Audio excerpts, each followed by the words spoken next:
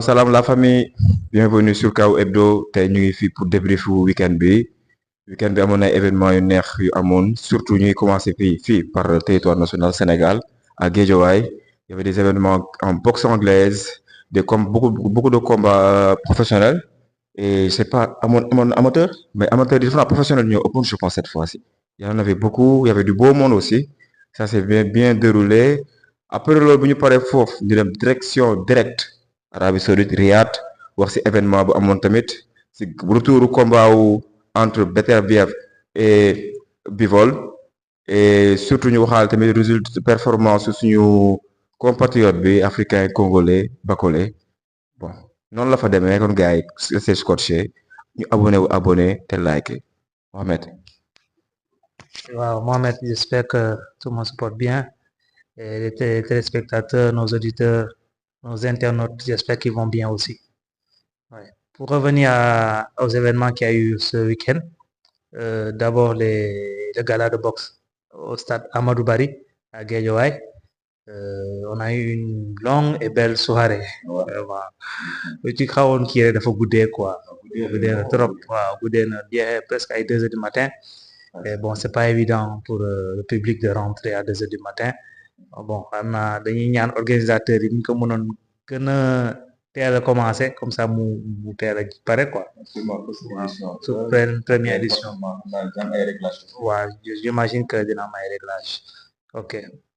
Mais ñu dugg ci biir sujet bi gala bi il y avait beaucoup de spectacles, il y avait beaucoup de combattants, il y avait du beau monde aussi nekkul woon ay sénégalais kese il y avait des étrangers amoon na marocain Guinée-Bissau ñu ngi fa woon aussi Libéria Mali aussi ouais ñu ngi fa woon il y avait du beau monde et c'était bien ça c'est bien dama bëggoon wax ma tuuti ci événement bi.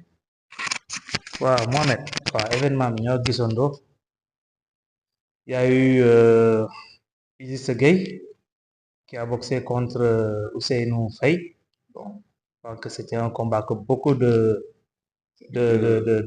fans, d'amateurs attendaient parce que Idrissa Gueye, Insani, c'est l'un des boxeurs les plus cotés dans sa division au Sénégal.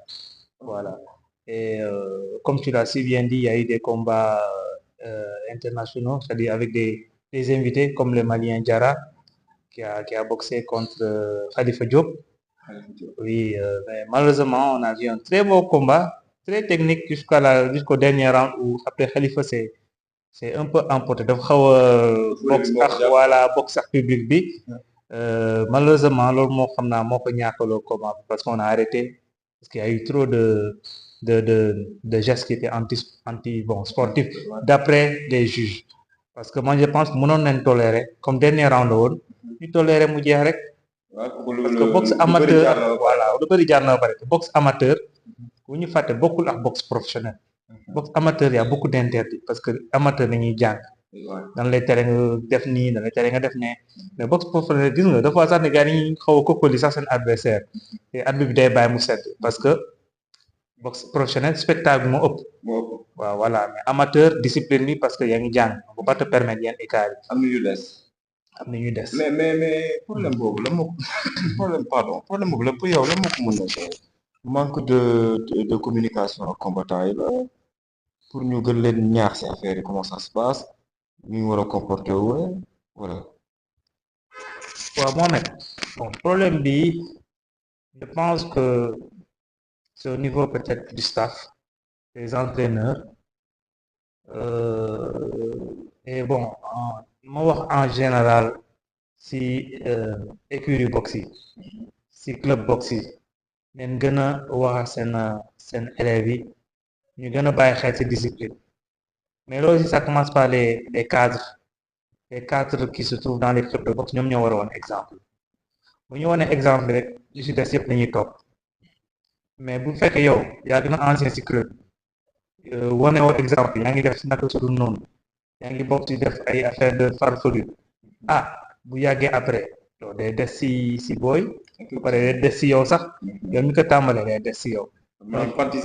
Fantaisie bon pour revenir à Khalifa Diop fantaisie ndeysaan moo ko yàqal sinon mu ngi doon gagné presque mais 3e round il a perdu parce qu'il a mis trop de fantaisie 4e round ñu dem ba ci digg bi presque fin combat bi arbitre bi arrêté disqualifié ko bon man disqualification je suis pas pour mënoon nañ ko bàyyi c'était la fin du combat pratiquement mënoon nañ ko bàyyi parce que dernier round yi la woon mais mënoon nañ ko bàyyi quoi parce que déjà on doit protéger aussi nos combattants parce que bu nekkoon Mali xam naa duñ ko arrêté xam nga Sénégal ñun tamit dañuy xaw a nga baal ma de on veut trop bien faire ba di lor suñu bopp genre yooyu noonu suñu combattant la on doit le soutenir dans la mesure du possible parce que c'était pas une chose pardon Vraiment sévère, quoi. oui on pouvait laisser et après on va débriefer en famille tu vois non Oui. mais dooru ko ku irrégulier matt ko peut-être ça risque dans des gestes fantaisistes grave Ah, loolu am na. loolu grave ñu protéger suñu combattant yi Peut-être que les jeux ont été trop sévères. waaw bon C'est trop sévère. je me dis que mënoon nañ ko protéger bon après bon pour revenir à la soirée il y a eu le main event avec Abdoulaye Diallo vice-champion d'Afrique qui a gagné par KO le Libérien au collier il a gagné par KO et bon c'était oui, on est très fiers de lui c'est une fierté c'est un bijou il boxe pour Sacré-Cœur machallah j'ai toujours dit depuis 2 ans que ce jeune a de l'avenir Il ira loin, quoi. oui parce que je l'ai une fois vu boxer il y a 2 ans et son style m'avait un peu surpris. Ouais, il est très discipliné. Et il y a eu des combats comme il y a la victoire de Omar Gueye que je connais qui a Tivaouane Peulh qui a gagné petite catégorie. Il y a aussi Youssouf Fouad qui a fait un très bon combat, très technique, un technicien vraiment hors pair. Il a fait un bon combat, on l'encourage. Il a perdu au point, mais bon, de peu quoi. De peu. Après, il y a eu des KO. Vraiment, il y avait du spectacle. Mais juste peut-être que l'heure est finie très tard. Donc, organisateurs, essayer de faire un effort pour que ça commence tôt et que ça finisse au moins maximum. Le temps est précieux. Ouais, et Dakar, c'est une ville qui est devenue un peu dangereuse. Ouais. Donc, tout ça aussi, il faut tenir en considération. Pour ne pas les 22 heures, hein. Je pense que 22 heures, c'est bon, parce qu'il faut penser aux riverains aussi. Hein, voilà, donc c'est ça pour l'événement du gala. Très, très belle initiative.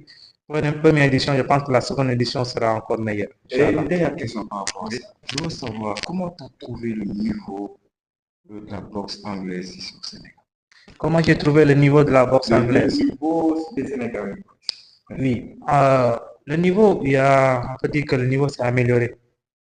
Le niveau est amélioré par rapport à 2 ans ou 3 ans ci ginnaaw parce que li ñu gënoon manqué mooy compétition yi mel nii amoon na public car macha allah amoon na public am na tribune benn ñu feesoon dell te loolu c'est rare donc defee ko banlieue am na solo parce que waa banlieue dañoo bëgg moom affaire yi moom nañ xumba rek pare nañu bëgg sport de combat donc je pense que ça a été une très bonne idée defee ko banlieue voilà donc le niveau peut mieux faire dans l'ensemble ça y a de la progression am na progression mais lu may gën a ñaax sama rax yi rek boxeurs yi gëm leen seen bopp Sénégal dañu am suñu style dëkk bu nekk day am style am de boxe te style de boxe dañ koy gis ci club yi xam nga nit da ngay gëm sa bopp c'est vrai di xool yeneen boxeurs yi ay Tank ay Mayweather ay Wilder ay voilà Fury ay yooyu ay Bivol yëpp baax na loolu mooy culture générale mais gëm sa bopp am sa identité ñoo ko waxandoo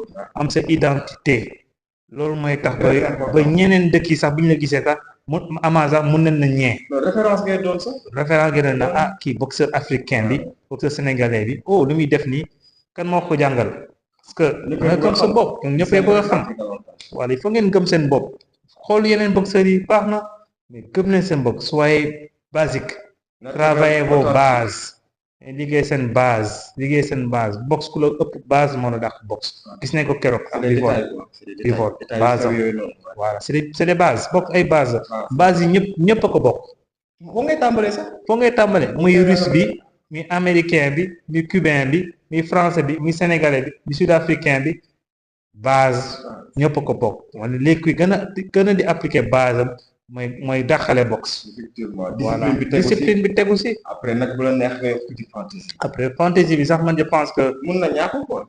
bon après si tu veux faire plaisir à ton public à la fin. À la fin de bon fantaisie bi day doon fair play quoi. Voilà mooy doo daw def ay gestes yooyu noonu tu vois non taper un peu. Ça s'est bien déroulé neexoon na trop à part yéex a jeex bi wax dëgg xaw a guddee tuuti te jar na bàyyi sécurité gars yi ak dëkk bi lu mu demee nii xam nañ ne insécurité bi c'est vraiment présent dans tout le territoire kon lu jar mot a bàyyi xel la tamit bi ñu sañoon nag genre galaay muy faral di am le plus souvent parce que dinañ ne nii que les compétences sont là niveau bi rek liy gën a war a mën a pousser te compétition yi moo koy joxe bon Mohamed ñu dellu directement Saudi Arabia dem Riyad week-end bi passé y avait un bon événement combat retour Beterbiev contre Bivol 2 avant boobu ñu dem si kaw main bi main event bi du moins c'était le combat entre Parker et Bakole bon Bakole a perdu malheureusement on s'attendait pas mais tamit tout ça là je pense que y a une conséquence bon y a une cause à ça tout ça lu ko waral nag je pense que si sama xaat bu gàtt après nga xam sa avis yàqamti ñàkk préparé combat bi moo ko waral quoi pour man si loolu laa gis parce que ñëpp xam nañ ne Bakole c'est un très bon combattant il a les compétences mais lan moo ko doon bu mu deuxième round mu jël kaw nogaat boo ñu tuuti si combat bi Mohamed. yàqamti naa ci wax sax parce que Bakole c'est un compatriote africain fekk ñëpp supporte nañ ko Afrique bi yëpp ñëpp ko supporte mais le problème c'est que un combattant qui se prépare pas qui a une visée juste sur l'argent et qu'est-ce que tu peux espérer de lui? Il se lève, l'arbitre lui dit tu peux partir, il dit non. Comme son esprit, je pense que c'est plus sur l'échec que sur autre chose.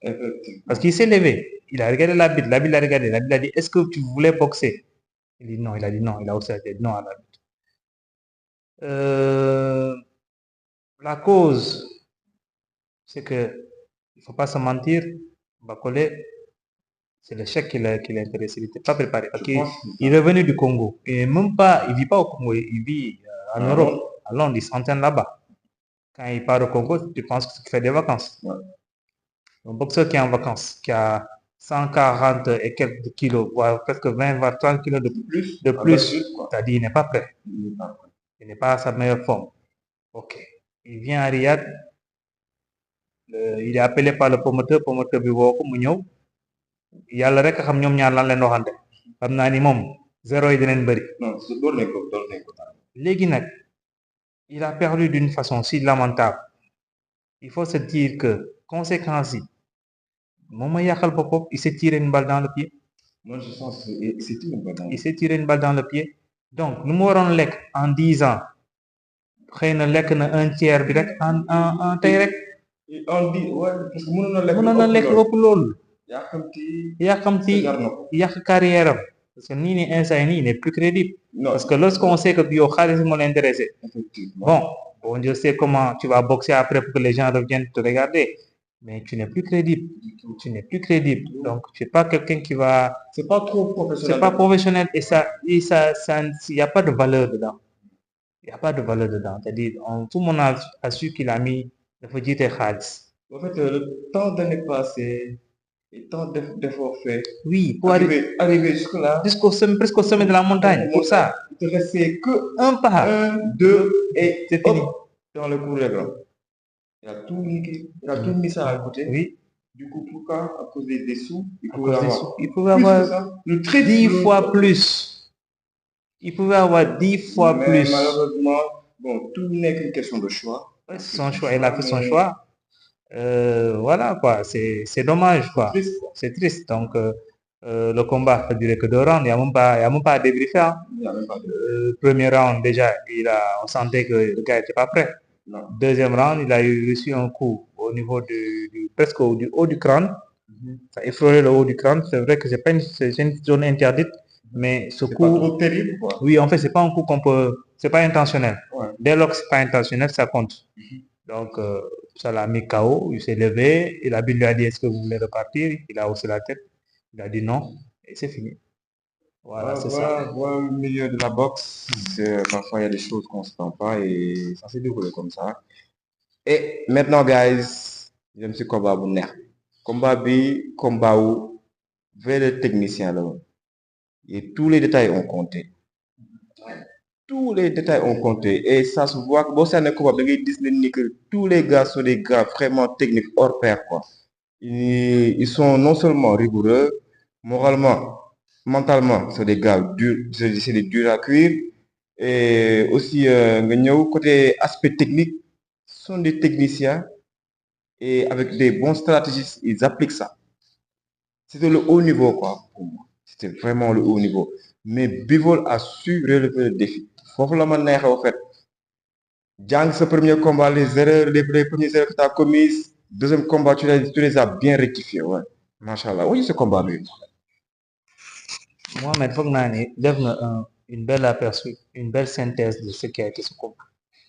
Ce combat a été ce qu'on appelle un masterclass.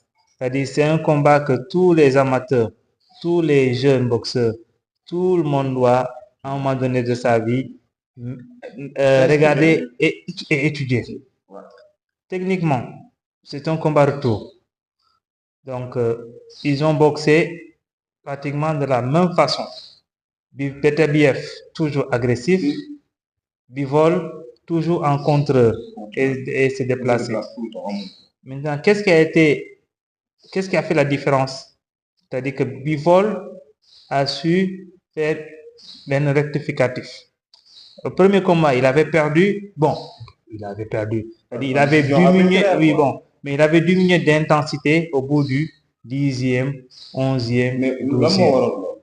Voilà. Parce que ce qui marque les juges, c'est le début, mais surtout la fin. Ni ngay jeexale combat bi 10e, 11e, 12e. À partir du 9e, 10e, 11e, 12e, boo ko pertee rek wala boo ci perte yenn round yi rek d'habitude tu perds le combat. Donc Bivol se disant que li ma daloon dootuma dalati, tu as vu au bout du 10e, là il a commencé à boxer. C'est comme s'il avait un regain d'énergie. dafa amaat encore énergie pour taxawaajo ak Beterbiev gën a dëggal boppam. Il a diminué les déplacements. Il a diminué les déplacements. Donc, comme je dis, il y a eu technique, il y a eu l'endurance, il y a eu surtout stratège. Donc, Bivol a été un peu plus fin stratège que Beterbiev. Moom ëppoon stratégie. Foofu nga xam ne ni boxe xel la. Intelligence rek la appliqué ne lii moom erreur bu ma defoon nii du ma ko defati. Lan mooy erreur bi dama wàññi intensité si 10e 11e 12e round mais dernier round dama wàññi intensité ba jox ko victoire xëy na intensité boobu noonu tax mu wàññi ko parce que début bi il s'est beaucoup déplacé moo bëri. Il s'est beaucoup investi dans les premiers rounds. Oui, dépensé énergie bu bëri déplacement bu bëri mënu ko mën léegi mu ne non léegi kii déjà maa gën a féete ndaw kii mu ngi am 40 ans man mu ngi am 33 ans donc c'est-à-dire que man mun naa jeexalee plus que lui. si kaw ni ma économiser sama énergie après 9e 10e round ba 12e avec ma jeunesse war naa ko mën a surpasser au moins d'un peu ba di influencer juge yi et voilà c'est ça. Il avait respecté ça. Stratégie bi ko ba man bu ma xool lu ma koy jàng si combat bi intensité bi da ko doon gérer normal daanu ko def tout le temps premier round bi explosivité da koy contrôler day jékki-jékki contre gain bi centre ko mu nekk lang gain bi dóor il riposte automatiquement il marque les coups quoi nekkul foofu di dóor pour dóor chaque lenteur bu gain bi commettre jàpp bi day dugg bam le premier bien ça avec puissance à un moment donné du bàyyi gain bi dérouler stratégie am kese si round balaa round bi di dina am benn moment boo xam te ne dina ko dugal ay points yu bëri taxawaat ko jaar seen forme di déplacer wu di encaisse par nank éviter yenn coups yi mu demee ba comme ni nga ko waxee ba 10e round xam ne waa ji saa yi si cardio ak yëpp wàññeeku na moom gère na énergie am il s'est lâché nag il s'est vraiment lâché bàyyitul waa ji comme lu mu ko doon may remise dugal bu songee tuuti gis na gain bi kiiwul dafa yéex mu dugal mu song ko dóor pour mu répondre reculer il a bien combattu parce que lire na adversaire am bu baax ba jàng ko macha allah combat bi man mun naa di ko seetaan tout le temps quoi comme li nga wax sax mu ngi jël di si jàng mu ngi seetaan tout le temps quoi masterclass c'est des combats qu'on veut waaw dinañ wax ne gars yi SS Coach Sukar Webdo dina leen décortiquer combat yëpp affaire yi fii la xewee dama bëgg ngeen gën a abonné te like dinañ wax ne ngeen xaar am na beneen combat bi ñëw en mars combat bu neex Leon Roach Junior versus Tank ñëpp xam nañu kuy Tank Gervonta Davis moom kenn doon ko nettali showman la bon ñi di wax il a la grosse gueule bu ko neexee parce qu'il a fait ses preuves voilà ba ñu ngi koy wàcce guñu ko pour le moment et l'autre là il veut faire ses preuves aussi Leon Roach il est pas mal mais là pourquoi il manque d'expérience mais c'est un gars vraiment technique ak coriace aussi Mohamed ma bàyyi la nga tàggatoo gars yi. Wow, Mohamed et chers amis internautes, téléspectateurs, fans, abonnés et futurs abonnés, ñu leen di ñaanal jàmm yàlla suñu borom dafa leen ñëpp jàmm may leen tawfeex may leen xewal yokk affaire yi may leen jabar ñamagul may leen jabar mais yàlla baax na quoi ça va aller du courage donc voilà on remercie toute la team Famara, coach Famara, coach Alioune Sarr, Bip, coach Idi, Mermoz, Mantis, Kayla the Killer qui a un combat bientôt. Ah ouais? Qui a un combat bientôt. Ñu ngi koy ñaanal. Waaw, on va faire même benn spéciale édition sur moom quoi. Waaw. On va faire même spéciale édition pour moom sur moom et Inch'Allah à son retour il y a une exclusivité qu'on fera avec lui. Benn fusion. Voilà, j'annonce. Je devance un peu le pas quoi. Moussa Kramaga. Dégg nga de Maître Moussa. Namu neen la trop nag. Waaw. Inch'Allah.